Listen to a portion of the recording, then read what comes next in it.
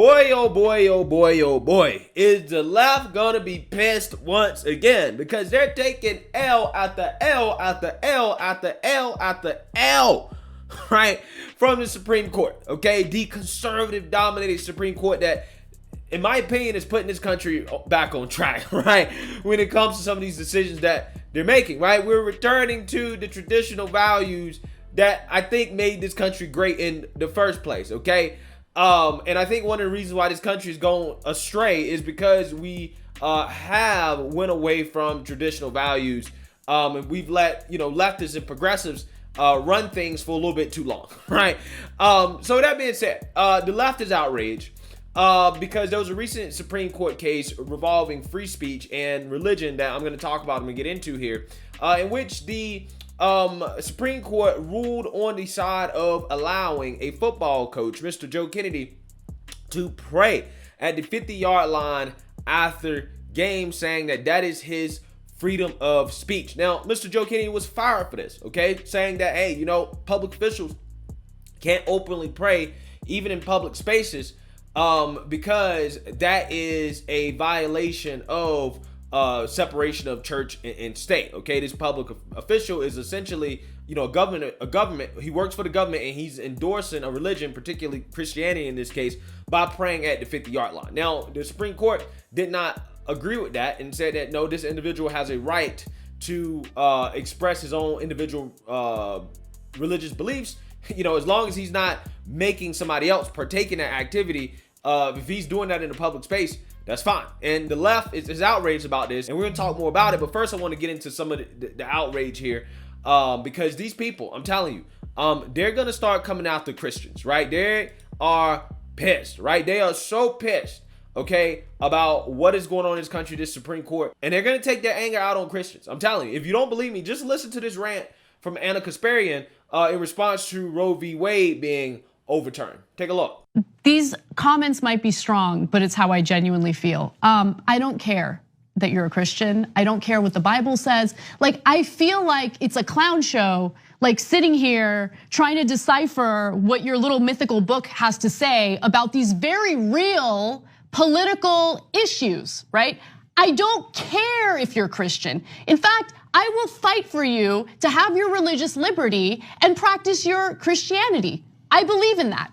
I don't believe in Christianity, which means that you do not get to dictate the way I live my life based on your religion. I don't care what the Bible says. You have every right in the world. All those women who identify with your religion have every right in the world to not get an abortion, to not take birth control, but they do not have the right to dictate my life and what I decide to do with my body. I don't care about your goddamn religion. I'm so tired of having nonstop conversations about what the Bible says. You live your life in the way that you interpret the Bible. Again, I don't care, but you don't get to take the Bible and tell me, well, the Bible says this in this chapter, in this verse. I don't care. I don't care. I don't believe in it. And I have the right, based on our Constitution, to not believe in it. Yeah, so I went through the Supreme Court opinion for Dobbs versus Jackson, okay, the Roe v. Wade case. And nowhere in that case did they cite the Bible. Did they say anything about Jesus? Did they say anything about God?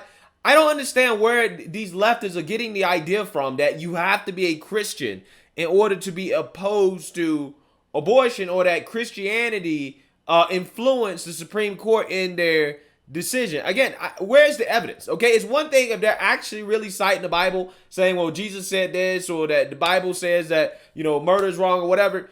If they were doing that, I'll say, okay, yeah, you have an argument. This is definitely probably not something we should be doing, okay, when it comes to separation of church and state. You shouldn't be influenced, our public officials, the Supreme Court shouldn't be influenced by the Bible per se, right? They shouldn't be letting their personal faith get in the way of some of their, political and judicial decisions. But I can't say that because they don't cite the Bible or Jesus or anything having to do with their personal faith in regards to this opinion. So it seems to me that these people are taking what is happening with the Supreme Court as a way to just attack Christians because you just don't like Christianity. So just come out sit here and say, hey, I hate Christians, right? Just say it, because this has nothing to do with Christianity in my opinion.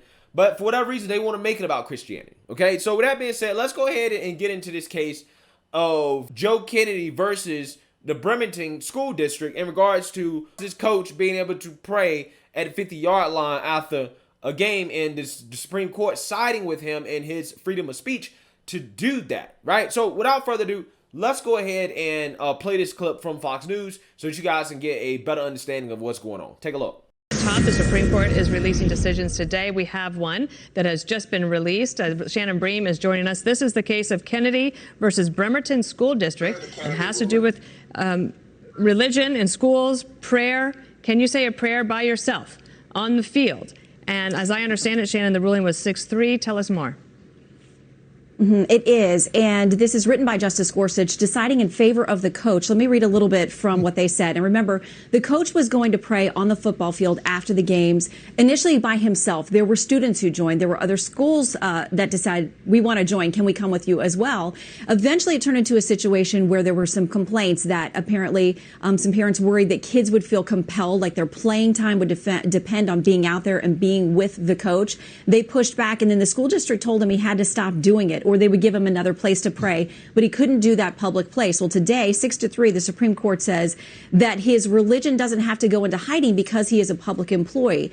It says respect for religious expressions is indispensable to life in a free and diverse republic, whether those expressions take place in a sanctuary or on a field, and whether they manifest through the spoken word or a bowed head. Here, a government entity sought to punish an individual for engaging in a brief, quiet, personal religious observance doubly protected by the free exercise and free speech clauses of the First Amendment.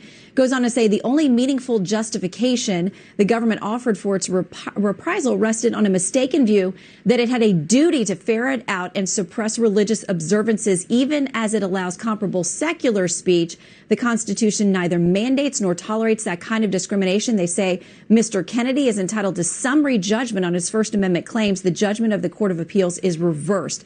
This is a 6-3 win for this coach. It is split along ideological lines, as you would expect. The dissent is Justices Breyer, Kagan, and Sotomayor, written by Justice Sotomayor. Here's a little bit of what the dissent says. She says, today's decision is particularly misguided because it elevates the religious rights of a school official who voluntarily accepted public employment and the limits that public employment entails over those of his students who are required to attend school and who this court has long recognized are particularly vulnerable and deserving of protection. They say the court sets us on a perilous path in forcing states to entangle themselves with religion, with all our rights hanging in the balance. So the split you would expect along ideological lines on this, but the coach has been waging this legal battle for years and years and years. It's been to the court and been back. And now finally he's got a decision on the merits 6-3 in his favor. Yeah, so Sonia Sotomayor, Justice Sonia Sotomayor, says that the court has long recognized that children are vulnerable and should be protected, right? Except when it comes to being protected from the religion of gender ideology and sexual ideology being pushed on kids, right? Being protected from drag queens, okay? Being protected from being brainwashed by their teachers into a certain sexual or gender lifestyle, right? Yeah. Students deserve protection except from that, which in my opinion has become a religion, right? It has become a religion. They're pushing it like a religion, put it that way, okay? But I'm pretty sure she probably wouldn't disagree with that. And she would say, oh no, these teachers have the right to freedom of speech to, push this on their children and to do this and to do that, right? But when it comes to, what we have, accepted as a society as religion, Christianity or whatever, hey, you can't do that, right? You can't do that. Okay, it's a little bit too far. Even though in this case, this coach is not pushing his religion on students, right? He's not pushing his religion on students. He is simply praying at the 50-yard line after the game by himself. Now, there were some other students, there were coaches, from the other team or from the same team. They joined him to do that, but he didn't force them to do that. Now, back in the day, right, which probably is not back in the day compared to a lot of you guys, but for me, right, back in the day, maybe the early 2010s, late 2000s, when I was in high school playing football, and in middle school as well too, we used to pray before and after the game, right? The coach would lead us in the Lord's Prayer, or a student would lead us in the Lord's Prayer, and it was never controversial, right? Nobody ever said anything about it, even though clearly everybody on the team was not Christian. If people wanted to pray, they prayed. If they didn't want to pray, they didn't want to pray. But nobody made a super huge deal about it, right? Nobody was like, oh my God, you got to stop doing this. I'm offended. People just recognize that this is the culture, right? This is what people do, right? And it is what it is. It wasn't that big of a deal. Nobody cared. Again, we used to be able to do this back in the day, not too long ago, and nobody really cared. But nowadays, if you do this, you are seen as, blurring the line between church and state.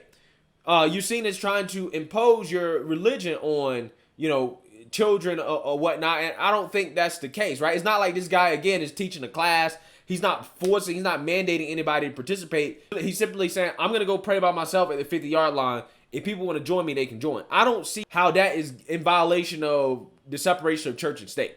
Okay, if he's doing it on his own, he's doing his own thing. And I don't feel like, that should be an issue as long as they're allowing everything, right? If you allow some of it, you got to allow all of it, okay? Or none of it, right? So with that being said, again, if this guy was Muslim or Jewish or whatever, he said, look, I want to go pray at the 50-yard line. I want to do my religious observance or whatever.